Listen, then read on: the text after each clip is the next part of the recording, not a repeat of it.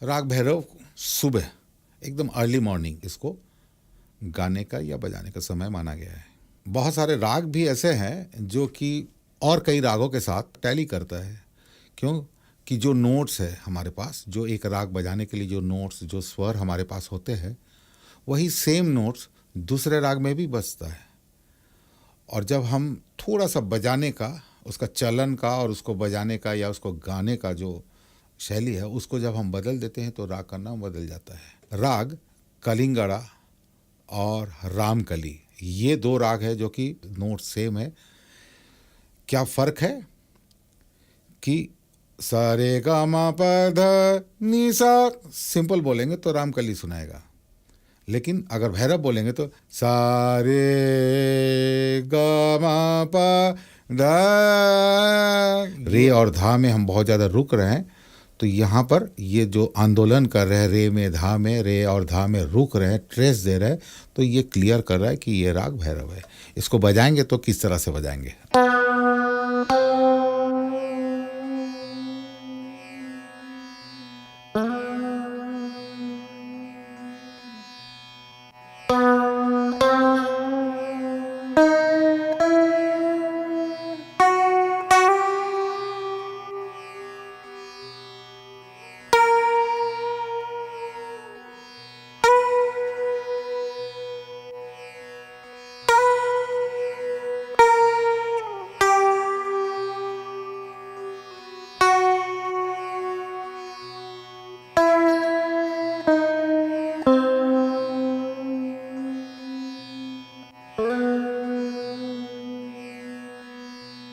तो अभी आपने सुना या देखा कि हम किस तरह से रे और धा को आंदोलन कर रहे हैं बजाने के लिए।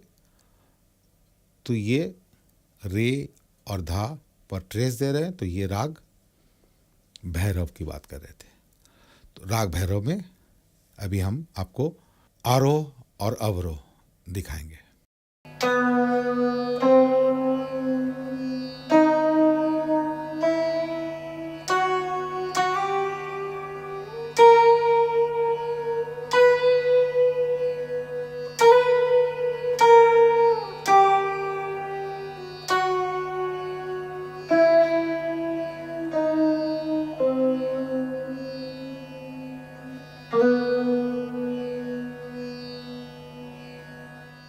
अब हम दिखाएंगे पकड़।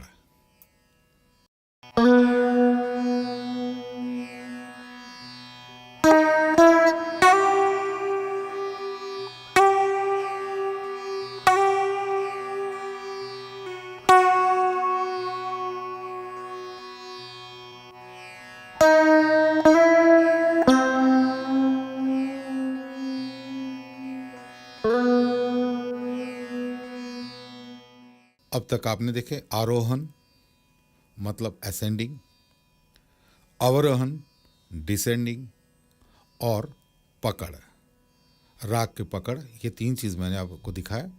और स्वर विस्तार आप किस तरह से करना है, वही आपको हम स्वर विस्तार में दिखाएंगे कि किस तरह से बड़ा किया जाता है, इसको फैलाया जाता है। तो लीजिए।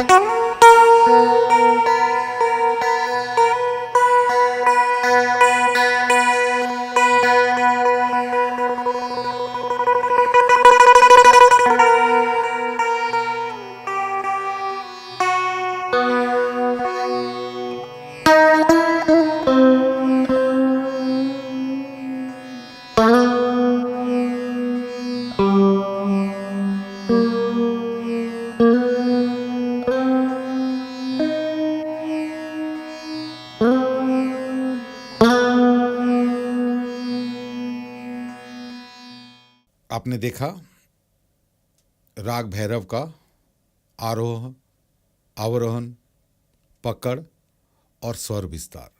एक बार फिर बता दे, राग भैरव जिनका जनक ठाठ है भैरव, जाति इनका संपूर्ण है, संपूर्ण यानी सा रे गा मा पा ध नी, सातों स्वर इसमें प्रयोग होता है। वादी स्वर धा और संवादी स्वर रे, कोमल धा और कोमल रे का प्रयोग होता है। इसमें वर्जित स्वर कोई नहीं है। जब सातों स्वर हमारे पास है और सातों का इसमें यूज होता है तो वर्जित स्वर नहीं, मतलब कोई भी स्वर को हम वर्जित नहीं कर रहे, सब स्वर को लगा रहे हैं, सातों स्वर को लगा रहे हैं। अब हम बताएंगे राग भैरव का बंदिश, जिसे छोटा ख्याल भी कहा जाता है, और जब हम इंस्ट्रूमेंटल बजाते हैं तो इसे बंदिश कहते हैं। तो हम एक छोटा बंदिश आपको दिखाएंगे। पहले हम दिखाएंगे इनका मुखड़ा। इसमें ताल होगा त्रिताल, जो बजता है धा धिन धिन धा, धा धिन धिन धा, ना तिन तिन ता, ते ते धिन धिन धा। तो 1 2 3 4, 1 2 3 4, 9th काउंट से इसका पहला स्वर आरंभ होगा।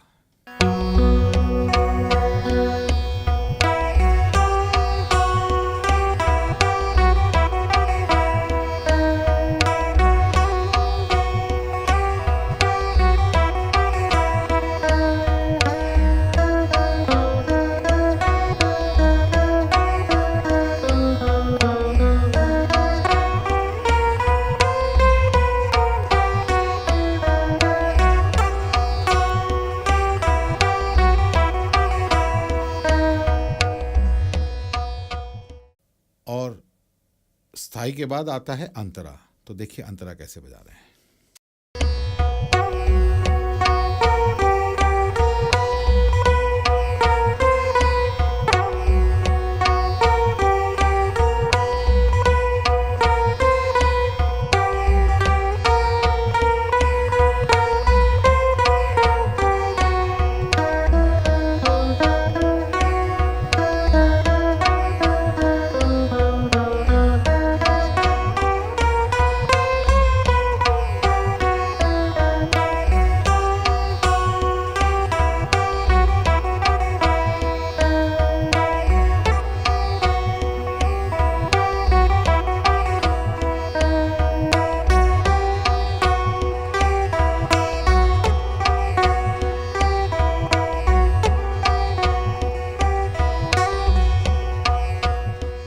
अब बारी है तोड़े की। जो लय में अभी हम स्थाई और अंतरा गा रहे थे या बजा रहे थे, उससे ये थोड़ा अधिक स्पीड होगा। हर 9वें मात्रा पर हम मुखड़ा को शुरू करेंगे और फिर उसमें तान बजाएंगे, और तान बजा के फिर 9वें मात्रा में गीत का बोल में वापस आएंगे।